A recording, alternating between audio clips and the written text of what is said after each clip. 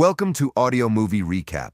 Today, we are diving deep into the vast, unpredictable blue of the Pacific Ocean for a story about the lengths a parent will go to protect their child. This is the complete, breathtaking story of the 2003 Pixar masterpiece, Finding Nemo. The story opens in the vibrant, glowing waters of the Great Barrier Reef. A bright orange clownfish named Marlin and his wife Coral have just moved into a beautiful new sea anemone overlooking the steep drop-off of the deep ocean. They are excited about their future, looking out over a small cave filled with over 400 translucent glowing fish eggs. They decide to name one of them Nemo, a name Marlin likes. Suddenly, the cheerful atmosphere turns to pure terror. The surrounding waters go dead silent as a massive predatory barracuda emerges from the shadows, its sharp teeth glistening. Coral panics and dives down to protect her eggs. Marlin desperately charges the predator, but he is fiercely struck down, knocking him unconscious into the stinging tentacles of the anemone. When Marlin wakes up, the ocean is dark and empty. Coral is gone. He swims frantically down to the rocky ledge, finding only a single scratched egg remaining in the dirt. As he holds the tiny egg in his fins, he notices a small crack. Marlin cradles it gently, vowing that he will never let anything happen to it. Years pass, and the egg grows into Nemo, a young, energetic clownfish born with a distinctly smaller, weaker right fin, what he and his father affectionately call his lucky fin. Because of the tragedy, Marlin has become an incredibly overprotective, neurotic father, terrified of the open ocean. On Nemo's very first day of school, Marlin's anxieties hit an all-time high. During a field trip to the edge of the coral reef drop-off, Nemo and his classmates spot a large boat floating on the surface. Egged on by his friends and furious at his father for publicly embarrassing him, Nemo rebels. He swims out past the drop-off into the deep open water, defiantly tapping the bottom of the boat with his fin. Before Marlin can reach him, a human scuba diver appears out of nowhere, snatches Nemo in a plastic net, and vanishes into the boat, speeding away into the distance. A panicked Marlin swims wildly after the speedboat, but it is far too fast. Left spinning in the dark expanse of the open sea, he desperately searches for help. He collides with a frantic bright blue fish named Dory. Dory offers to help him track the boat, but Marlin quickly realizes something is very wrong. Dory suffers from profound short-term memory loss. Within seconds, she completely forgets who Marlin is and accuses him of stalking her. Despite her condition, Dory becomes Marlin's only companion. Their search leads them directly into a dark, sunken submarine graveyard, where they are cornered by a massive, terrifying great white shark named Bruce. Instead of eating them, Bruce invites them to a support group meeting inside the submarine alongside an aggressive short-fin mako named Chum and a hammerhead named Anchor. Their motto is clear: fish are friends, not food.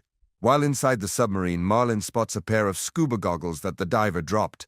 On the strap is an address. As Marlin and Dory fight over the goggles, the strap snaps, hitting Bruce in the snout. The tiny scent of blood drives the great white into a wild, mindless feeding frenzy. Marlin and Dory narrowly escape the snapping jaws of the shark by trapping him behind a heavy torpedo door, but the goggles fall down into a deep, pitch-black ocean trench.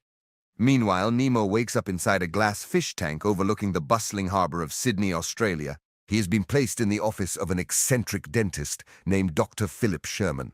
The tank is populated by a colorful group of aquarium fish: a paranoid blowfish named Bloat, a hygienic royal grama named Gurgle, a starfish named Peach, and a crazed damselfish named Deb.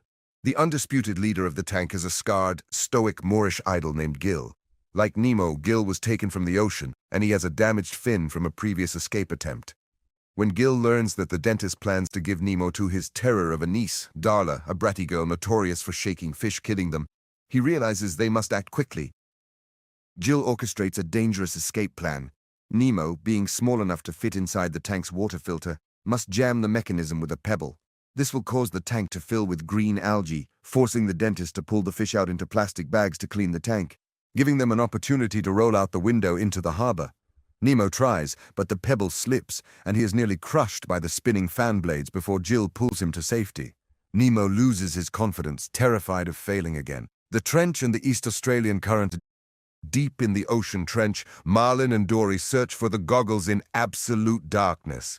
They are lured in by a beautiful glowing light, which turns out to be the lure of a monstrous, needle-toothed anglerfish.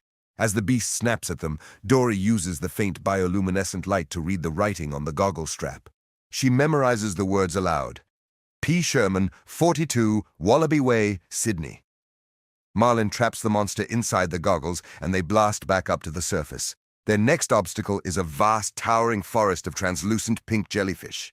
Marlin realizes the tops of the jellyfish don't sting, so he turns it into a game to keep Dory moving. They bounce across the caps, but Dory gets caught in a dense cluster of tentacles, receiving enough venom to knock her unconscious, dives back into the stinging forest, dragging Dory's limp body out just before he passes out from the venom himself. They wake up on the shells of a massive colony of sea turtles, traveling at high speeds inside the East Australian Current, EAC. Marlin meets a chilled-out, 150-year-old green sea turtle named Crush and his son Squirt. Watching Crush give his son space to learn and make mistakes without hovering, Marlin realizes how much his own suffocating fear has held Nemo back. As they exit the current near Sydney, Marlin tells the turtles the epic story of his journey. The tale spreads like wildfire through the ocean, passed from fish to birds, until a pelican named Nigel hears it in Sydney Harbour and flies directly to the dentist's window to tell Nemo that his father is crossing the entire ocean to save him. Inspired by his father's bravery, Nemo tries the filter trick again. This time he succeeds, jamming the filter and causing the tank to turn a murky green. The tank plan fails at the last second. The dentist installs a high-tech electronic filter overnight, cleaning the water instantly. Darla arrives, screaming and banging on the glass. When the dentist pulls Nemo out in a bag, Nemo decides to play dead, hoping the dentist will flush him down the toilet, which leads to the ocean. At that exact moment, Nigel the pelican bursts through the window with Marlin and Dory inside his beak. Marlin looks across the office and sees Nemo floating upside down in a bag. Believing his son is dead, Marlin is shattered. The dentist drives Nigel out of the room, and in the chaos, Jill uses a plastic volcano inside the tank to launch himself out of the water, landing on the dentist's head and flipping Nemo's bag into a tray of tools, popping it. Nemo slides safely down a small sink drain, tumbling through the pipes into the open sea. A devastated Marlin has Nigel return him to the harbor. He tells Dory that the journey is over and begins to swim back to the reef alone. Dory, terrified of losing the only person who helped her remember things, begs him to stay, crying that when she looks at him, she is home. Marlin gently tells her he wants to forget, and walks away. Lost and confused, Dory wanders into the shipping lanes and bumps into Nemo, who has just emerged from the sewage pipe. At first, her memory lapses, but as she reads the word Sydney on a nearby pipe, her memories rush back in a flood. She guides Nemo through the harbor waters, shouting frantically until she locates Marlin. The father and son are joyful, Marlin holding his son tight and apologizing for ever doubting him. The joy is cut short when a massive commercial fishing drops a heavy nylon, trapping Dory along with a massive school of grouper. The net begins to lift hundreds of fish into the air. Remembering Jill's advice from the tank, Nemo realizes they can break the net if everyone works together. He yells for the thousands of trapped fish to swim downward. Marlin is terrified to let his son go into the dangerous net, but he trusts him. Nemo dives into the crowd screaming, "Swim down! Swim down!" Marlin joins in from the outside, directing the school. The combined weight of thousands of fish swimming toward the ocean floor strains the boat's crane until the heavy winch snaps completely, breaking the net and freeing Dory and the rest of the school. Weeks later, life on the Great Barrier Reef has completely changed. Marlin is no longer the fearful, paranoid fish he used to be. He is the cool dad of the reef, confidently telling jokes to the other parents.